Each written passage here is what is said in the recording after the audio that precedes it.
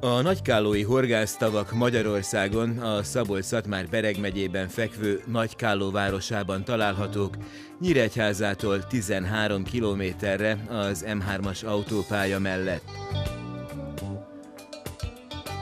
Érkezéskor stílusosan halakkal díszített székelykapu fogad minket. A parkoló és a bojlis tavon körbefutó út szilárd burkolattal van ellátva.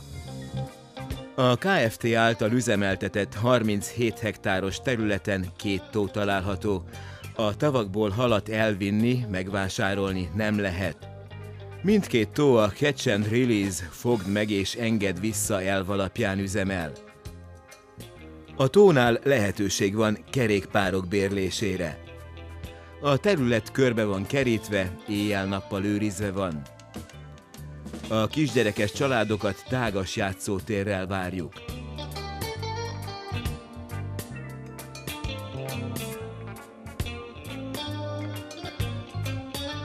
A bejáratnál találhatók a férfi-női zuhanyzók a WC-kkel. Kulturált körülmények közt tisztálkodhatunk, hideg időben a helyiségek fűtöttek.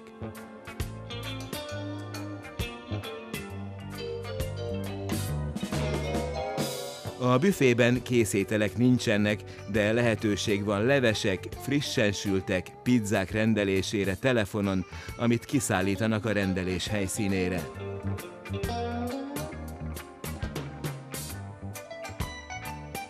A kisebbik 3 hektáros horgásztó, többnyire pontyos víz, de egyéb halak is megtalálhatóak benne. Itt a finom szerelékes horgászokat várjuk nagytestű pontyokkal, amúrokkal, akár többnapos éjjel-nappali horgászatra sátorozási, tisztálkodási lehetőséggel. A pontyok többségének súlya 5 és 12 kg közt van, de található benne néhány nagyobb példány is. A 18 hektáros bojlistó 7 szigettel, akadókkal tarkított. A zsúfoltságot kerülve csak 15 horgászállás lett kialakítva stéggel, csónakkal, faházzal. A faházak előtti terasztól 5 méterre vannak a stégek.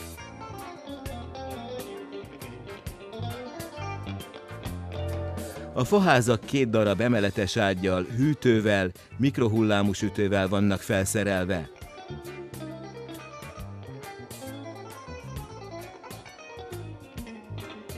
Külön térítés ellenében klíma vagy fűtés bérelhető.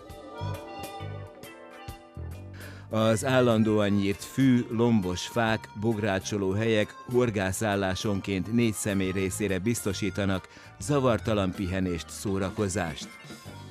Halállományunk nagy része 10 kg feletti pontyokból áll, de amúr, süllő, csuka, fekete sügér, compó is található benne. Vendégeinket óriáspontyok várják igen szép számban. A kitartó munkánknak köszönhetően számos 20 kg feletti ponty található a tóban. A tavon fonott zsinórral horgászni tilos.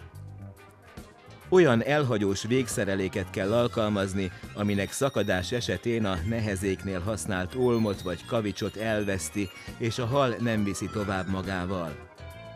Helyjelölés céljára csak dőlőbója használható. Kerülni kell az olyan horgokat, amik nagy sebet ütnek a halak száján. Kifogás után a halakat a legrövidebb idő alatt kíméletesen vissza kell engedni.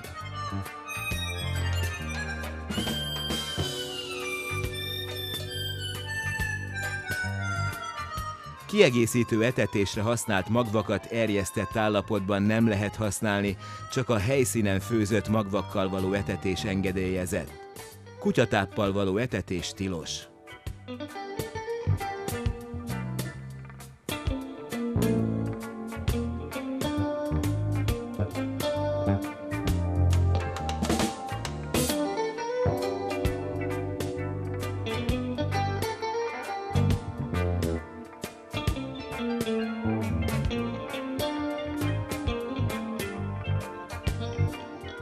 Az óriáspontyok darabszáma a folyamatos telepítéseknek köszönhetően egyre gyarapszik, mellyel szeretnénk vendégeink elismerését kiérdemelni.